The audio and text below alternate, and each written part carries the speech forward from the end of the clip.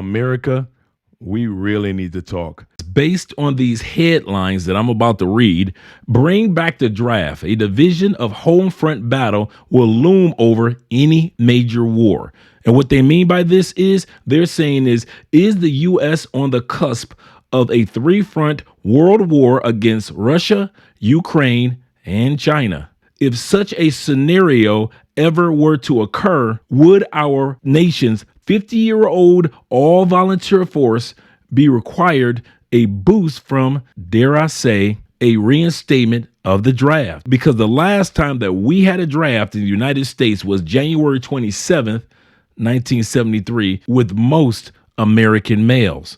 We're going to talk about this in details because a lot of individuals are saying that our military is so stretched out that having a draft take place isn't far-fetched. And this go round, it might not be just your sons and grandsons, but it may also include your daughters and granddaughters. We're going to talk about this in general because a lot of people right now are Googling this. And this article that I'm about to give you information on has just come out today in regards to this. So you're getting up-to-date news. Also, we're about to speak on when it comes to answering the question, when is the best age for a person to file for Social Security benefits? Is it the age 62 that over 50% of individuals already do?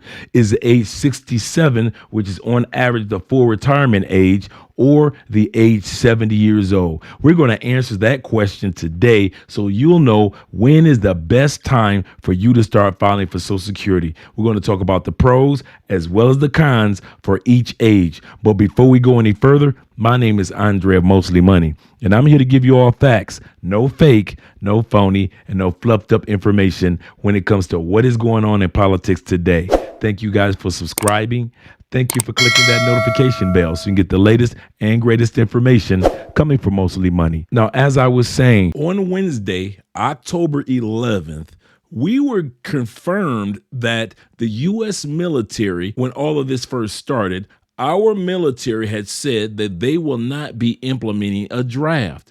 They said that we're not even going to get involved in this. We don't have to worry about this because of what's going on in Palestine and Israel had been happening for years. So many of us took it for granted that the U.S. government were not going to get involved except for diplomat as well as humanitarian work. Now it's a lot different than October 11th when we said that we would not be implementing the draft. And now that even though we have the military might that most countries in the world don't have, we've spread our personnel so thin that it looks like we might be implementing the draft. Or will we? With escalating tensions overseas, you may have heard some rumblings, wild rumors about the United States bringing back the military draft. Online searches for information on the draft rose as the Israel-Hamas war began. But is the U.S. draft really coming back? The short answer is no, but Casey Decker of our Verify team has an explainer for us. Israel's war with Hamas has caused some Americans to grow concerned about rising global conflict. One of the concerns, whether the United States might attempt to bolster its military through a draft. Some posts online claim it's already in the process of doing so, and searches like Biden Executive Order Draft have become more common. So let's verify. Is the United States bringing back the draft? Our sources: the Selective Service System, the Military Selective Service Act, and Congress.gov. Congress created the modern draft system in 1948. The law only authorized having a draft for a couple of years, but Congress repeatedly passed new laws extending it, usually in 2-year increments. The last extension was in 1971, which means since 1973, there's been no draft. The Selective Service System still keeps a list of men aged 18 through 25 who are required to register for that list, but the agency has no power to actually draft anyone. Only an act of Congress could reinstate the draft, and they're not currently considering that. That means it's not just something President Biden could order. So we can verify, no, the United States is not bringing back the draft. So now that we verified what is going to be in regards to your sons, grandsons, daughters, or granddaughters having to be a part of a draft. We verified that. But at the end of the day, we know one thing when it comes to our government: things change. They'll say one thing one day, and all of a sudden, the next day, when things start to spiral out of control in Iran, or when it starts to spiral out of control with all the other Islamic countries coming on board, that means that we may end up having to implement the draft no matter what, if we don't have enough personnel. It is not the first time that the United States had to implement a draft, even though we were a military might, whether it was during World War II, whether it was during the Korean War, whether it was during the Vietnam War. Either way, men were drafted. But right now, with the equal rights that have taken place, many of you have daughters and granddaughters out there may be a part of the draft, depending on how deep that the United States government plans on getting into this situation. Remember, it's going to get worse before it gets better. Right now, we're on the brink of World War III. Not in Europe. This time it looks like it's going to be in the Middle East on a biblical proportion. That's why I always say, make sure you subscribe to this channel, because we're going to give you the latest and updated information on what's taking place. But we also want to discuss, while Congress is focusing on Social Security relief, meaning that they want to reform it by getting you more increases, at the same time, they want to do something about protecting the Social Security Trust Fund, because as we've been mentioning over the last year, we all know that in less than 10 years, the trust fund money will begin to deplete itself. But before all that takes place, many of you, including myself, will be new Social Security recipients. And so you're going to ask yourself, what age is the best age for you to retire? Is it age 62? Is it age 67 at the full retirement age for those of us that were born after 1960? Or is it the age of 70 years old? We're going to break down each one of them, the pros and the cons, so you know which benefits you best. First of all, let's lay a foundation. The first foundation we're going to lay down is longevity of life, because a lot of people make their decisions based on how long you think that you might just live, or how long other people that you know or family members have lived that were on Social Security. So the first one that we want to look at is, when it comes to men, the average male, at least in the United States, lives to an age of 81 years old. And the average female, well, you live to the age of 84 years old. We already know that you have to have some give and take when it comes to those numbers. But when it comes to longevity, you want to at least consider that you may live as long as the average American does live. Now, when it comes to the next part of laying down this foundation, the average Social Security beneficiary, when it comes to the age of 62, 67, and 70 years old, the average person that received benefits at the age of 62 years old will receive $1,254. That's an average of $15,054 a year. For the average person that's the age of 67 years old, $1,782. And that is $21,384 annually. To those that are retiring all the way up until 70 years old, you'll be receiving $2,209 on average, and that'll put you around $26,516 per year. Now, once again, there's give and take in these estimates, because some individuals don't even receive over $1,000 per month when it comes to your your benefits, and some people receive way more than the average of $1,200 per month. So it's based on how long you worked and how much you put off into the Social Security Trust Fund when you were working. Now, let's get started with the pros and the cons of those that are thinking about answering that age-old question: when is the best age for you to start receiving your Social Security benefits? So let's take a look at what they're saying in regards to the pros and cons of Social Security at age 62, 67, or 70 years old. We have a statement here from Pauline, who says, I am a few weeks away, or a few weeks shy of 62. Should I take my Social Security benefits at a reduced rate or wait? So we're going to talk about the pros and the cons of both of those. and it is always up to the individual. But it says at age 62, the earliest age that you can receive your benefits, as many of us know, while many are tempted to take the money soon as possible, doing so comes at a pretty steep price. As you point out, your benefits are reduced for filing benefits before the normal age, which is 67 years old. But some of the pros is this. Let's look at least 3 pros that they may not be mentioning on here. The first pro is for individuals that have health issues. If you're finding yourself in a position where your body or your mind is just at the point where you really need to retire, it is beneficial for you to walk away and just go ahead and retire earlier. If you're a person also, you're taking care of a loved one that might be physically not able to take care of themselves, it is also beneficial for many individuals also to walk away and start filing Social Security earlier. Also, for individuals such as yourselves that have other investments, your other investments have calculated over the years, and now you're able to use early Social Security at the same time live off of your investments. You may consider that. And also individuals who also are taking care of loved ones, like the 4 million seniors that are raising their grandchildren. Many of you have decided in order to be able to be a full-time grandparent, taking care of your grandchildren or a disabled loved one, you decided to retire early. So there are pros when it comes to retiring early, receiving your benefits.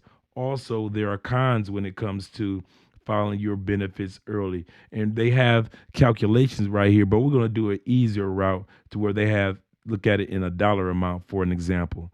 To see this in the dollar amount, let's assume that you qualify for $2,000 a month at age 67 years old. With a 30% reduction at 62 because you filed early, the average person who files at 62, you receive between a 25 to 30% reduction in regards to your full-time benefits.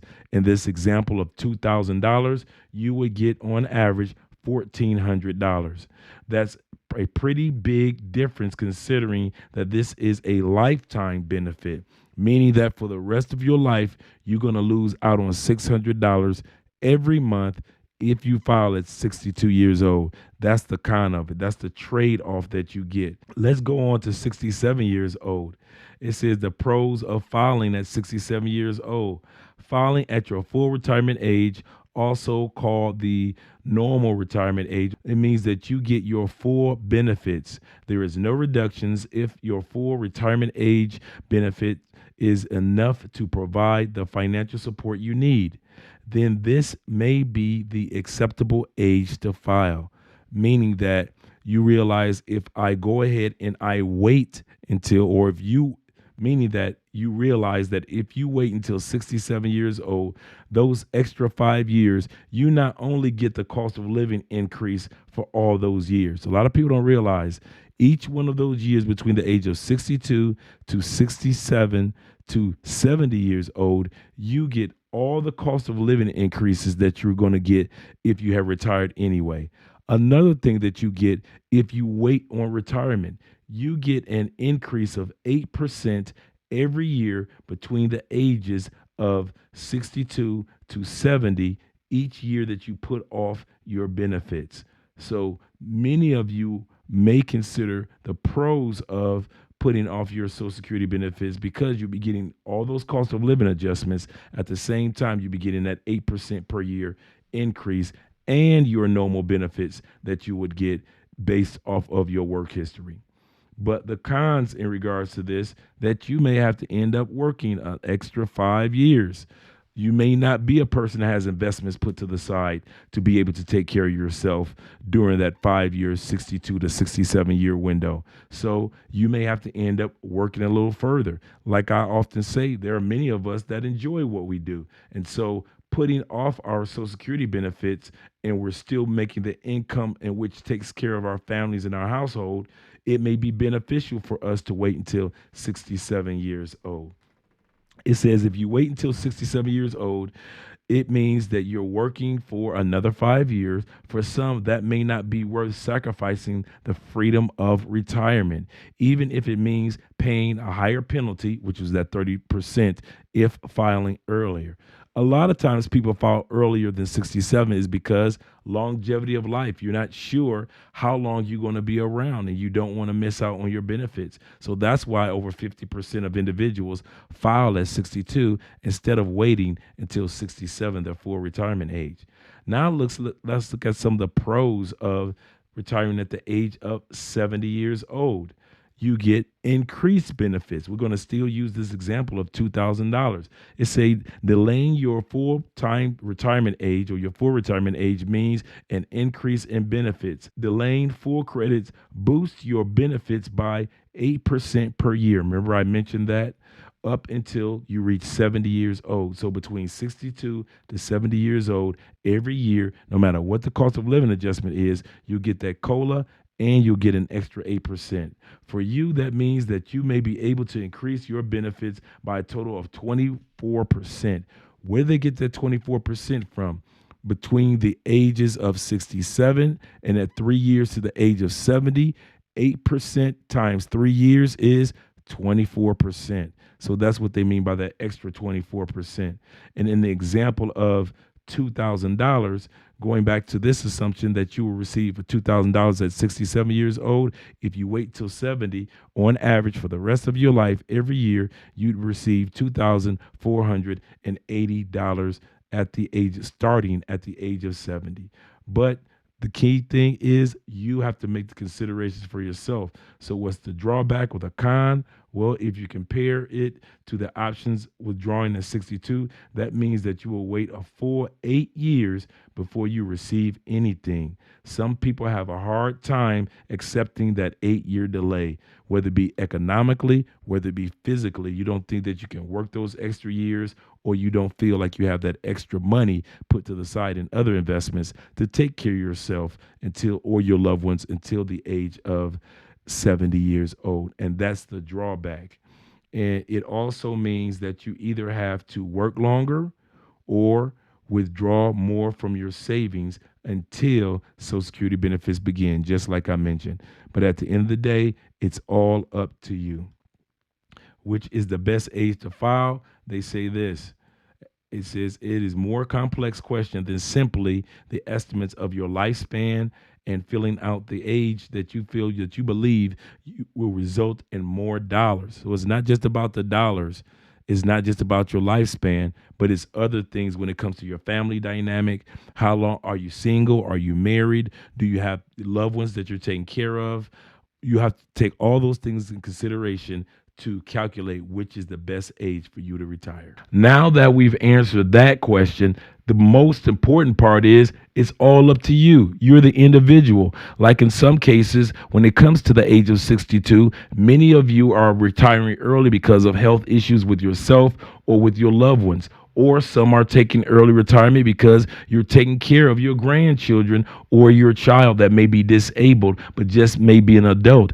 Either way, at the end of the day, the decision is always up to you. Some people are waiting to 70 years old because you have investments that you have out there that are taking care of you for that extra 8 years between 62 to 70 years old. So when you finally file for Social Security, you have your investments as well as other benefits.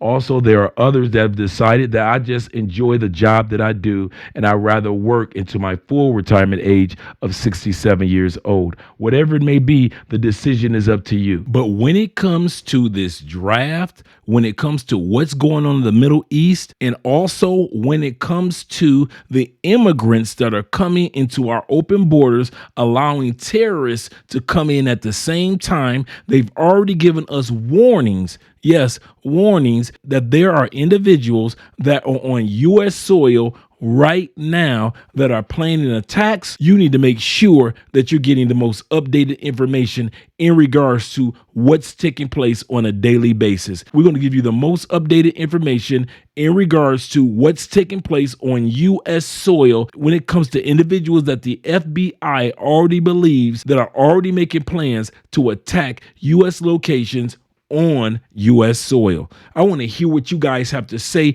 in regards to this. Why is it that they're able to send money over to the Middle East, send money to Ukraine, yet they're not able to help out individuals that are on Social Security, that are in need, at the same time protect us by shutting down the borders? I don't know why they're still letting individuals in. Over 350,000 individuals have come across U.S. borders over the last year, and something needs to be done about it. And if I don't get a chance to speak to you, make sure that you watch at least one of these videos that's going to pop up on the screen in a few moments that's going to give you a little bit more information on the subject of Social Security. And if you don't get a chance to speak to me, we're not going to fret about it, because I'll be speaking to you again. Mañana.